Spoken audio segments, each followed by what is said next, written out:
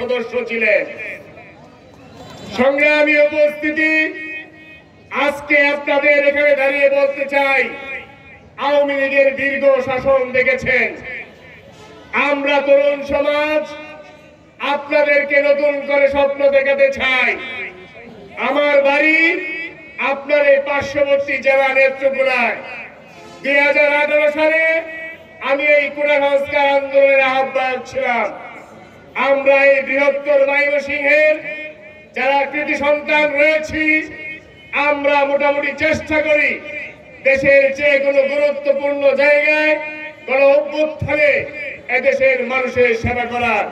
তারই ধারাবাহিকতায় আমরা আশা রাখি যে এই কিশোরগঞ্জে আগামী দিনে আমাদের যে সকল নেতৃবৃন্দ জাতীয় নির্বাচনে অংশগ্রহণ করবেন, সেই নির্বাচনে আপনারা আপনাদের ম্যান্ডেট দিয়ে, ভোট দিয়ে আগামী দিনে এই কিশোরগঞ্জে গণ অধিকার পরিষদের নেতৃবৃন্দকে নেতৃত্ব দেওয়ার সুযোগ করে দেবেন।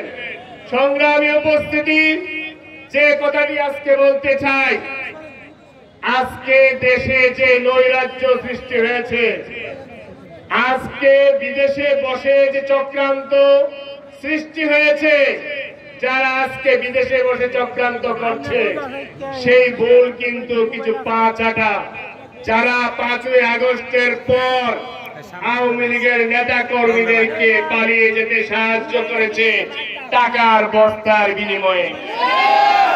এরা কারা? এদেরকে কিন্তু আপনারা চিনেন। সীমান্ত দিয়ে আওয়ামী লীগকে কারা পার করে দিয়েছে, টাকার বস্তার বিনিময়ে কারা পার করে দিয়েছে? যারা আইনের আশ্রয় নিতে দেয় নাই, যাদের হত্যা মামলার আসামি ছিল, যে সকল আওয়ামী লীগের নেতা কর্মীরা হত্যা মামলার আসামি, অথচ তাদেরকে আপনারা সেফ এক্সিট দিয়ে এই সীমান্ত দিয়ে পার করে দিয়েছেন। আপনারাই এই বাংলাদেশে যে অরাজকতা তৈরি হচ্ছে, আওয়ামী লীগ যে হুমকি দিচ্ছে বিভিন্ন অনলাইন মিটিং এ, তারা দেশকে অস্থিতিশীল করতে চায়, এই জন্য দায়ী আপনারা। আমি সর্বপ্রথম বলবো, এই অন্তর্বর্তীকালীন সরকারকে বলতে চাই, আর কিছু লাগবে না। আপনারা সর্বপ্রথম তালিকা করেন কারা আওয়ামী লীগের মন্ত্রী, এমপি এবং বিভিন্ন জেলার সভাপতি, সাধারণ সম্পাদককে কারা হাজার হাজার কোটি টাকার বিনিময়ে এই বাংলাদেশ থেকে সীমান্ত পার হয়ে অন্য দেশে, ভারতে পালিয়ে যেতে সাহায্য করেছে, তাদের তালিকা প্রকাশ করুন।